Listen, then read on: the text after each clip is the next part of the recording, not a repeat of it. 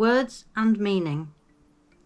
It seems words are being used in a very strange game at the moment, and to be honest, have always been used in some way to control, dictate, and define society and the way we are educated to understand basic things.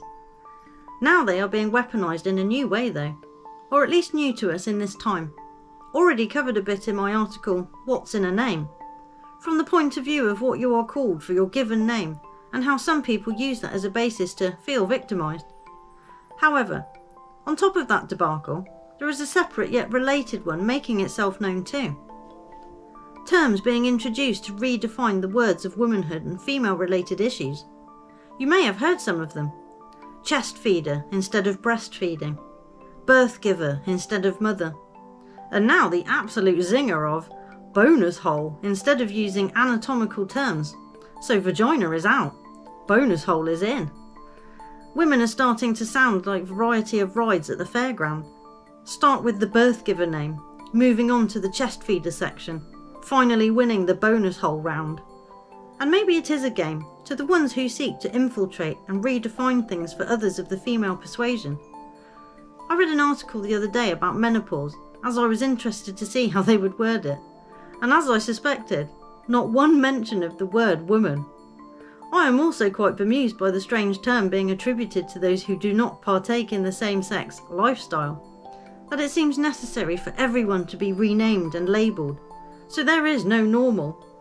Personally, it makes me chuckle every time I see cis, partly because it is a label that someone else has decided to allocate to people, and partly because in my world, it means construction industry scheme, so is a tax status, not a sexual orientation. But hey, who am I to tell people what words they can and can't use, and what they mean or don't mean? Honestly, I love words and their meanings, how those meanings came to be defined and redefined for purpose and general use. And that is it really, the purpose.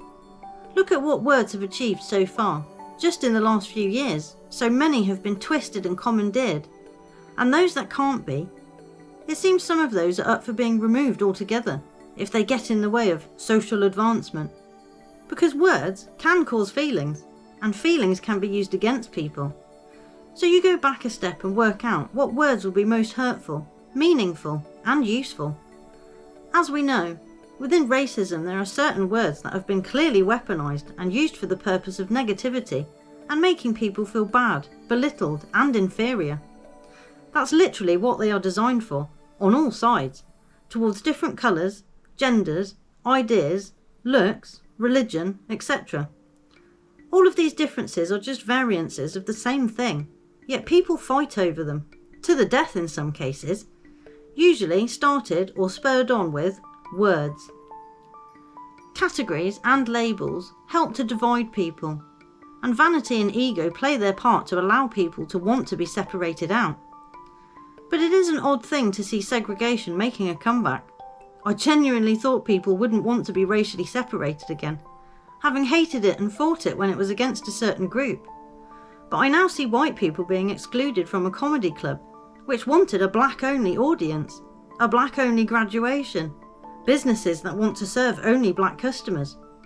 Which kind of threw me, I guess, thinking everyone wanted to be accepted in the same society and as equals. People really are people though, whatever their location, upbringing, heritage, and ideals. They are all susceptible of falling into the same trap. Selectivism perhaps, or just hypocritical maybe. Becoming that which you claim to hate the most must be an odd way to live. And equally odd, trying to be that which you clearly hate. I guess it's the recent BLM hoo-ha that made me do a double take on it all.